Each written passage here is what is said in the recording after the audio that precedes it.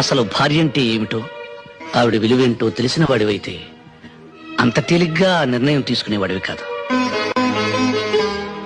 మనకేదైనా జరిగితే తల్లి ఏడవడం, తల్లికి ఏమైనా జరిగితే మనం బాధపడడంలో ఆశ్చర్యం లేదురా. ఎందుకంటే ఒకే రక్తం పంచుకు పుట్టినవాడం కాబట్టి ఆ బంధం బాధ ఉంటాయి. కానీ ఎక్కడో పుట్టి ఎక్కడో పెరిగి పెళ్లి అనే 2 అక్షరాలతో మన ఇంట్లోకి అడుగుపెట్టి సర్వం మనకు అర్పించి సర్వస్వం మనమే అనుకుని మనకేదైనా జరిగితే విలవిల్లాడిపోతుంది. అదేరా భార్య అంటే. కంప్యూటర్ కాలంలో కూడా కట్టిన తాళికి ఇంకా విలువ ఉందంటే ఆ గొప్పతనం కట్టిన వాడిది కాదురా, కట్టించుకున్న ఆమెది. ఎందుకంటే ఆ పసుపు తాడుతో నువ్వు వేసిన 3 ముళ్ళకి తన జీవితాంతం కట్టుబడి ఉంటుంది కాబట్టి. భార్య అంటే నిప్పు లాంటిది.